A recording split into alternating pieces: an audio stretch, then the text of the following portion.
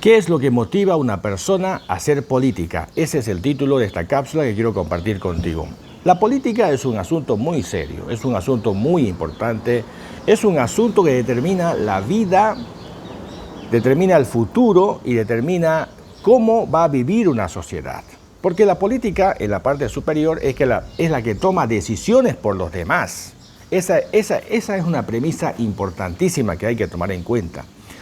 En la política se toman las grandes decisiones, que esas decisiones repercuten en la vida diaria de las personas que están abajo, o sea, todos nosotros, por supuesto.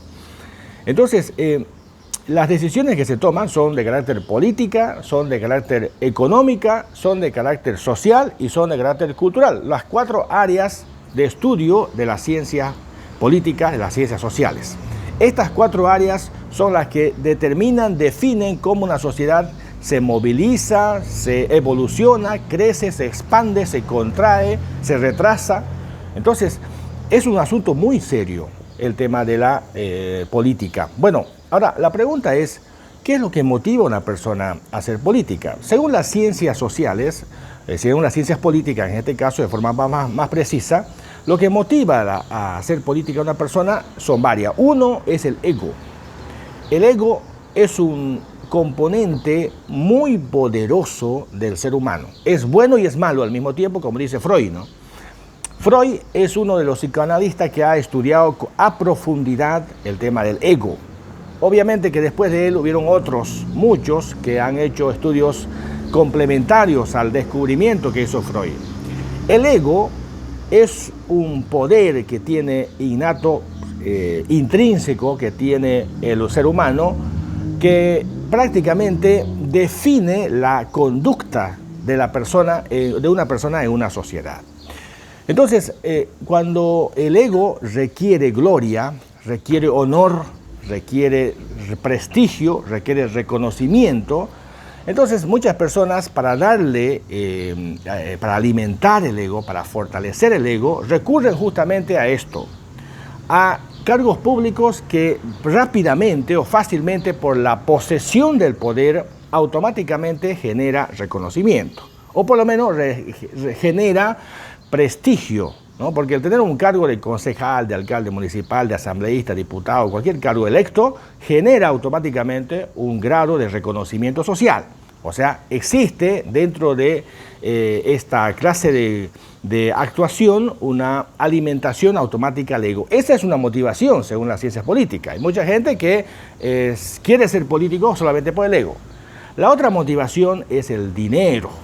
El dinero, o sea, lamentablemente en el caso nuestro, la política se ha convertido en el camino fácil para hacer dinero rápidamente a través de la corrupción. Por eso es que varios han ingresado con la ropa en el cuerpo y salieron millonarios, ¿no? Hay mucha gente acá en Yacuiba que ha estado quebrado, que le debía al banco, que le perseguía al banco, que no tenía una chamarra siquiera, una chamarra buena, y de pronto ahora son personas multimillonarias. ¿Qué han hecho? Cuando una autoridad, digamos, electa, tiene un promedio de 12.000, 13.000 bolivianos, ¿no? de sueldo, de salario.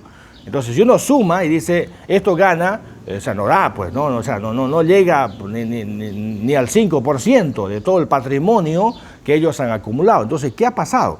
Entonces, obviamente, la corrupción, las coimas, una serie de, lógicamente, factores que ustedes ya conocen y se dan cuenta, son los que, obviamente, generan automáticamente el cargo político.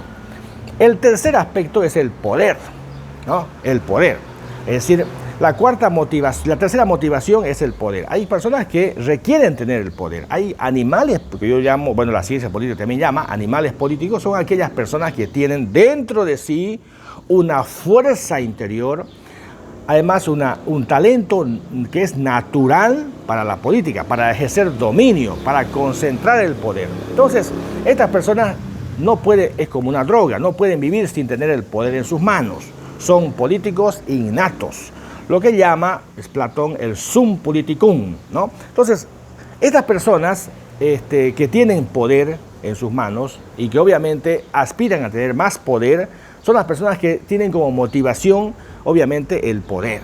Y la cuarta, que para mí es la importante, es las personas que pretenden provocar transformaciones en una sociedad. Son las personas que la motivación que les hace ingresar a la política es el servicio, el bien común, el compromiso, los demás, ¿no? Ahora usted me dice, pero parece muy romántico con esa clase de definición. ¿Cómo identificamos a esa persona? ¿Sabe cómo identificamos? Cuando esa persona tiene un proyecto, cuando dice por qué lo va a hacer, cómo lo va a hacer, en qué tiempo lo va a hacer y con quiénes lo va a hacer. Estas son preguntas básicas, elementales para identificar a la persona que efectivamente tiene compromiso y que tiene vocación de servicio. Esto es importante. Vocación política y vocación de servicio. Dos elementos fundamentales para identificar a aquella persona que efectivamente pretende prestar un servicio desde la función pública, que esa es la naturaleza justamente de la política.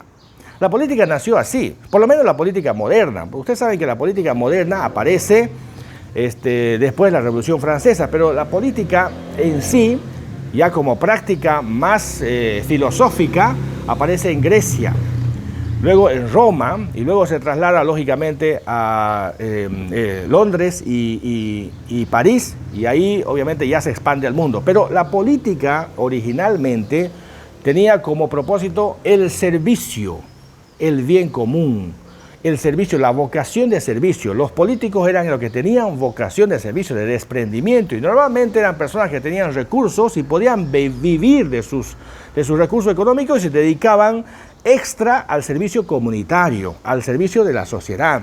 Así nace la política. Luego se ha ido distorsionando, por supuesto, y se ha convertido ya en factores de poder, que no está mal tampoco, obviamente, ¿no es cierto? Porque la política o la sociedad funciona así, pero en la política tiene que tener este componente elemental que es la vocación política. O sea, una persona que se dedica a la política debe tener vocación política y debe tener vocación de servicio y debe tener un proyecto.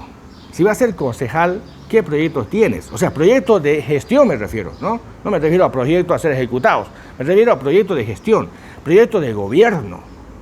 Proyecto de gobierno y proyecto de gestión, o proyecto de gestión y proyecto de gobierno. O sea, esos dos elementos debe tener la mano para que se identifique a esa persona o a esa persona, lógicamente, como persona ideal para hacer política. Entonces, usted sacará sus conclusiones ahora e identificará a los candidatos o precandidatos que están apareciendo si les motiva el dinero, el ego, el poder o la vocación de servicio.